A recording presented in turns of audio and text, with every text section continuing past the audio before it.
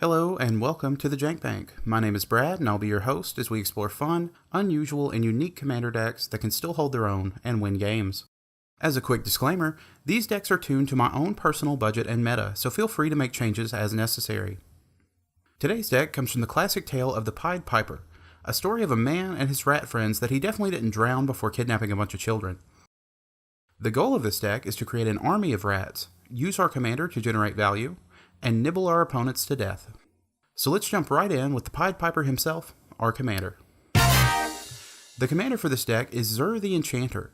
Zur is a 1/4 human wizard with flying for 1 white, blue, black, and whenever he attacks, we may search our library for an enchantment with CMC 3 or less and put it onto the battlefield. Zur is a longtime commander favorite, and in this deck we're going to use him to search out everything from ramp to card draw and so much more. But Zur isn't going into battle alone, so let's take a look at our other creatures. Rat Colony is a 2/1 rat that costs 1 and a black.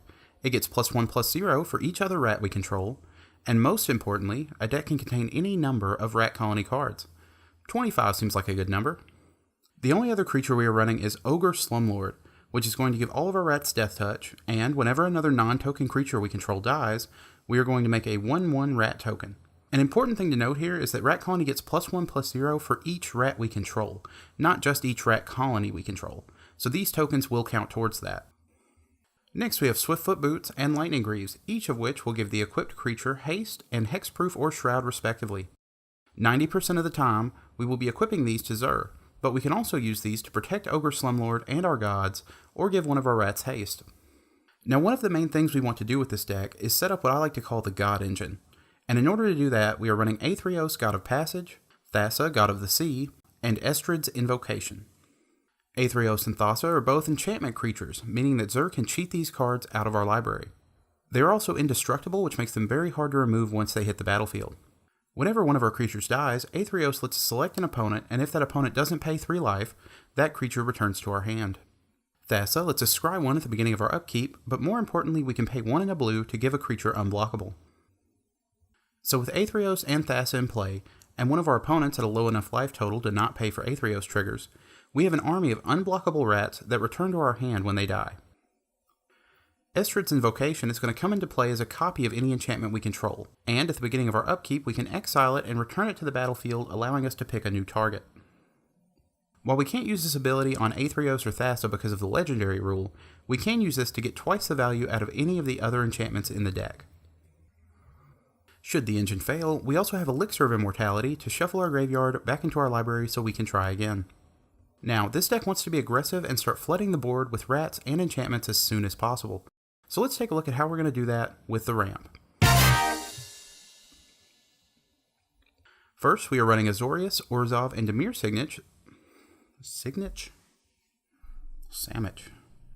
First, we are running Azorius, Orzhov, and Dimir Signets, each of which let us tap and pay 1 to add 2 mana of their respective colors to our mana pool. Next we have Sol Ring, which costs 1 and taps for 2, and Chromatic Lantern, which taps for any color and allows all of our lands to do the same. Land Tax is going to let us search our library for up to 3 basic lands and put them into our hand at the beginning of our upkeep, as long as an opponent controls more lands than us. Smothering Tithe is going to create a treasure token whenever an opponent draws a card unless they pay 2 mana. This card does have a CMC of 4 and is not searchable with Zur, but it's such a powerful ability that we had to include it. Thought Vessel is going to tap for a colorless mana, but more importantly gives us no maximum hand size. So if a board wipe comes down, our rats will remain safely in our hand instead of being discarded at end of turn. Lastly, we have 2 very powerful artifacts with Bantu's Monument and Jet Medallion. Both of these cards reduce the cost of our black creatures by 1, and Bantu's Monument is going to deal a damage to each of our opponents and gain us a life every time we cast a creature spell. With our engine up and running, we can easily use Bantu's Monument to drain our opponents to death. In order to put pressure on our opponents, we need to get as many rats onto the battlefield as possible, and in order to do that, we need to have them in our hand.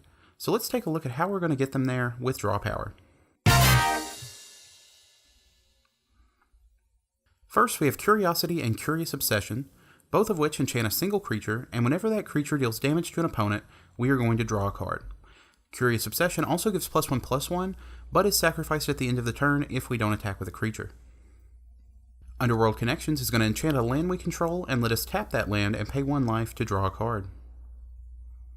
Curse of Verbosity is going to enchant a player, and whenever that player is attacked, we draw a card and each opponent attacking that player does the same. This card is great for singling out a player and making sure their life total gets low enough to not pay for our Aetherios triggers. Everwatching Threshold is going to do the opposite and let us draw a card whenever we are attacked. Rhystic Study is going to let us draw a card whenever an opponent plays a spell unless they pay 1 mana. Mystic Remora lets us draw a card whenever an opponent plays a non-creature spell unless they pay 4 mana, but does have a cumulative upkeep cost of 1. And Phyrexian Arena is going to let us draw a card at the beginning of our upkeep at the low cost of 1 life. Lastly, we have Diabolic Tutor and Mastermind's Acquisition, each of which let us search our library for a card and put it into our hand. Since Xur is going to be pulling the enchantments we need from the deck, we are primarily using these to search for Ogre Slumlord and Bantu's Monument. Now let's move on to the removal. Oblivion Ring, Banishing Light, and Detention Sphere are going to exile a non-land permanent until they leave the battlefield. Prison Term and Lawmage's Binding are each going to enchant a creature and say enchanted creature can't attack, block, or use its abilities.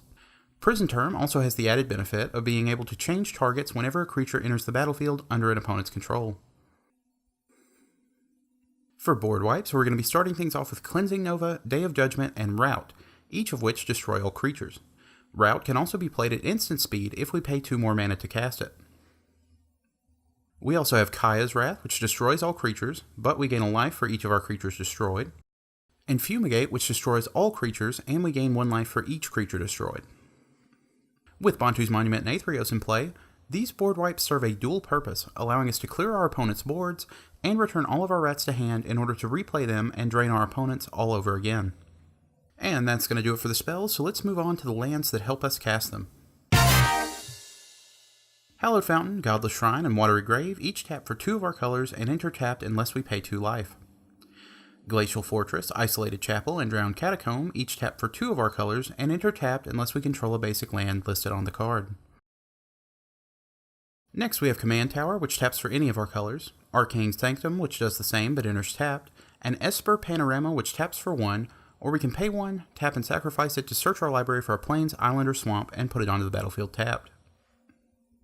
Sea of Clouds and Morphic Pool each tap for 2 of our colors and enter tapped unless we have 2 or more opponents. Prairie Stream and Sunken Hollow tap for 2 of our colors and enter tapped unless we control 2 or more basic lands.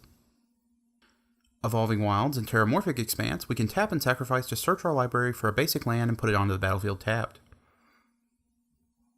Urborg is going to make all lands swamps, and Cabal Stronghold taps for a colorless, or we can pay 3 and tap it to add black to our mana pool for each basic swamp we control. Reliquary Tower taps for a colorless mana and gives us no maximum hand size. And Rogue's Passage taps for a colorless mana, or we can pay 4 and tap it to make target creature unblockable this turn.